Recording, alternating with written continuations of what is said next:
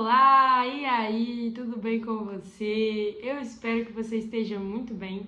Meu nome é Julia, mas pode me chamar de Jill e este aqui é o meu canal. Aqui neste canal nós falamos sobre linguagens, livros, educação, desenvolvimento e tudo que tem a ver com esses assuntos. Se você gosta de bater papo como esses, não esquece de se inscrever e também de comentar, curtir e compartilhar este vídeo aqui com os seus amigos. Hoje nós vamos falar de um livro. E é um livro muito especial, porque, na verdade, é o meu livro, o livro que eu publiquei, que eu lancei na semana passada, que é este aqui, que se chama Quando Ciclos Resultam em Flor. E eu quero falar um pouquinho para vocês da ideia desse livro e, rapidamente, o conteúdo dele, falar um pouco sobre o conteúdo dele e um pouco da inspiração e tudo mais. Enfim, eu acho que eu falei e tudo mais umas milhões de vezes, né, gente? É a vida. Isso aí se chama vício de linguagem. Mas eu não vou falar de novo. E tudo mais. Enfim, vamos lá. Bom, pessoal, o meu livro, Quando Ciclos Resultam em Flor, é um livro que ele tem tanto prosa, que é um texto, né, escrito em parágrafos, que vai do início até o final da linha, quanto poemas. Aqui vocês podem ver, ó. Tem aqui, ó, o primeiro texto, que é o capítulo inicial. O livro é dividido em 7 partes. Essa aqui é a parte 1, começa em prosa. E cada parte tem tanto um texto em prosa quanto poemas, tá vendo? Aqui, ó. E aí, gente, o meu livro é como se fosse uma narração da própria alma.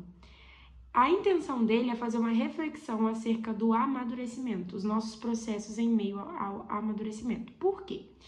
Porque a inspiração começou quando eu era uma adolescente, que estava ainda com as emoções, né, confusas, aprendendo ainda a lidar com os meus sentimentos, com a minha própria alma. E eu ficava, às vezes, me perguntando, se a minha alma falasse, o que eu ia ouvir? O que as pessoas iriam ouvir? Obviamente, quando nós falamos, a nossa alma fala junto com a gente. Mas tem muitas coisas que a gente mascara. Tem muitas coisas que estão dentro de nós, que muitas vezes, por receio, a gente não mostra para as pessoas. Então, a nossa alma costuma se abafar, se reprimir. E esses gritos abafados produzem em nós sentimentos que, por vezes, podem ser negativos. E é aí que vem o amadurecimento. Porque o que a gente precisa entender é que, independente da dificuldade da nossa vida, tem coisas que não têm resolução. Por exemplo, a vida sempre vai ter problema. Isso aí a gente não tem como resolver. Você pode resolver um problema, só que depois dele viram outros problemas. E a vida é assim, é um ciclo que nunca acaba. Por isso que tem ciclo no título do livro. E eu digo justamente, né, no próprio nome, que os ciclos resultam em flor, porque quando a alma amadurece e entende que nem tudo vai ser resolvido nessa vida, e por causa disso ela precisa ter uma postura madura de alguém que entendeu o que é a vida e que vai lidar com a vida, que vai bater de frente com a vida assim e vai caminhar da melhor forma possível. Quando a alma entende isso, os ciclos dela resultam em flor, ela floresce, ela dá frutos. Ela passa a ter um perfume suave, ela passa a ter beleza, é aquela alma que as pessoas gostam de ter por perto, né? É uma analogia. Uma outra analogia que eu faço também em relação à flor, que muitas pessoas gostaram muito quando eu falei no lançamento, é que, para mim, existem 2 tipos de flor.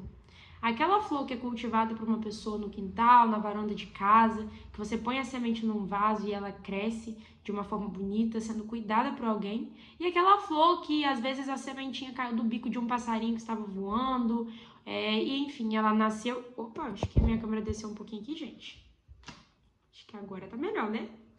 Enfim, aquela flor que a sementinha caiu do biquinho de um passarinho, dentro de um terreno baldio, e esse terreno baldio pode ter sol, chuva, pedras, alguém pode passar, pisar, um carro pode passar em cima.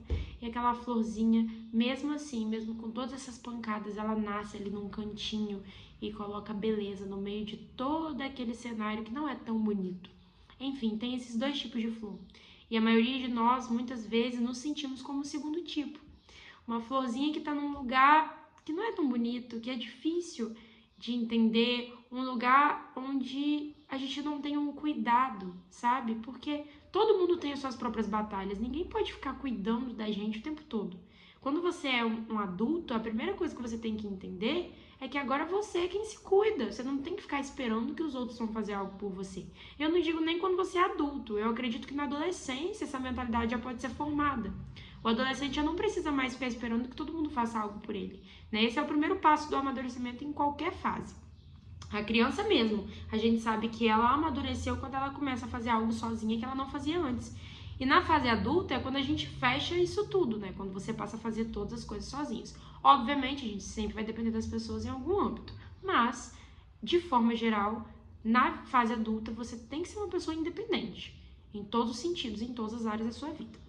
Então, quando a gente é essa florzinha do terreno baldio, essa florzinha que não é cuidada por alguém especificamente, que passa por todas essas dificuldades, esses conflitos, a gente tem duas opções, dois caminhos. Ou a gente morre, ou a gente floresce.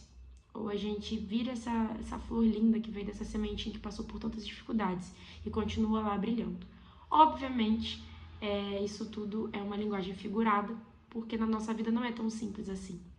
Mas tem situações e tem dificuldades que muitas vezes nos matam.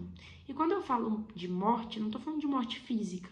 Podem matar nossos sonhos, nossos projetos, nossos desejos, nossos sonhos. Já falei sonhos, gente, mas enfim. Podem matar várias coisas que estão dentro da gente: sentimentos, pensamentos, gostos, hobbies, formas de fazer alguma coisa, enfim.